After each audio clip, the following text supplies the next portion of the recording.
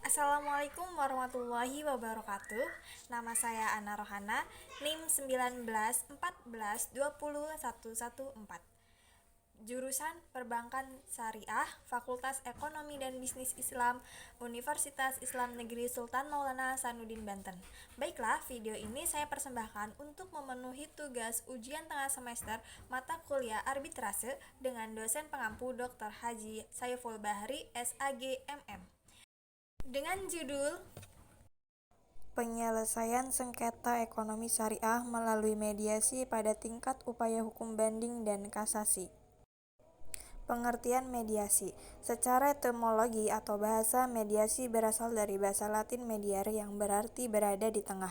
Karena seorang yang melakukan mediasi atau mediator harus berada di tengah orang yang bertikai.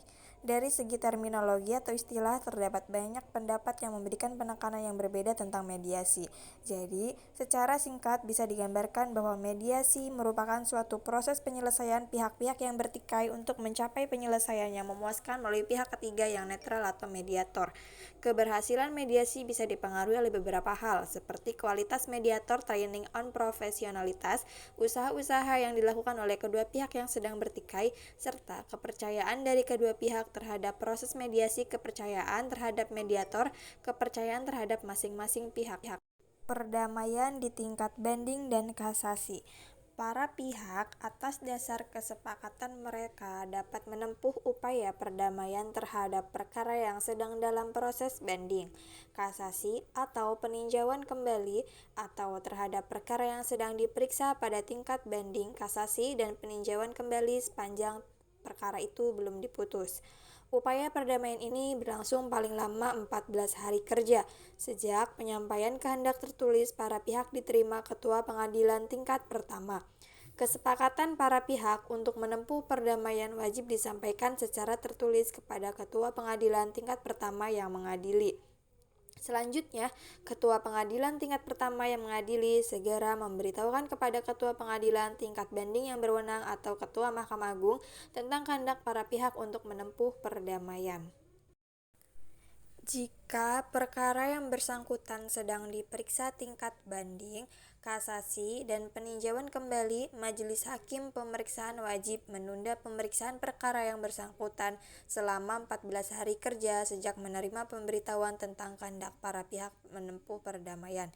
Jika berkas atau memori banding, kasasi, dan peninjauan kembali belum dikirimkan, Ketua Pengadilan tingkat pertama yang bersangkutan wajib menunda pengiriman berkas atau memori banding, kasasi, dan peninjauan kembali untuk memberi kesempatan para pihak mengupayakan perdamaian.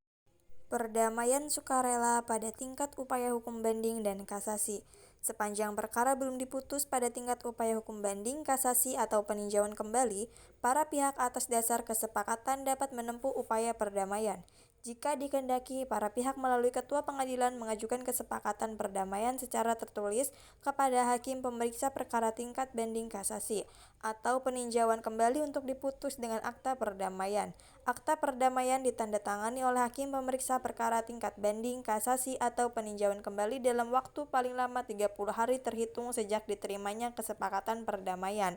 Apabila berkas perkara banding, kasasi, atau peninjauan kembali belum dikirimkan, berkas perkara dan kesepakatan perdamaian dikirimkan bersama-sama ke Pengadilan Tinggi atau Mahkamah Agung. Kesepakatan di luar pengadilan. Para pihak dengan bantuan mediator bersertifikat yang berhasil menyelesaikan sengketa di luar pengadilan dengan kesepakatan perdamaian tersebut ke pengadilan yang berwenang untuk memperoleh akta perdamaian dengan cara mengajukan gugatan.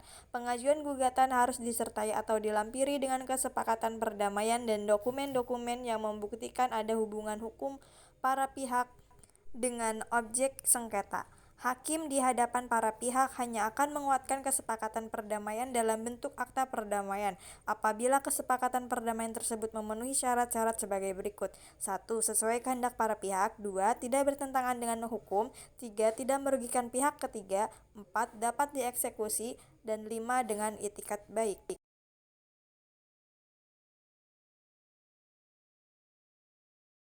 Sekian dan terima kasih. Wassalamualaikum warahmatullahi wabarakatuh.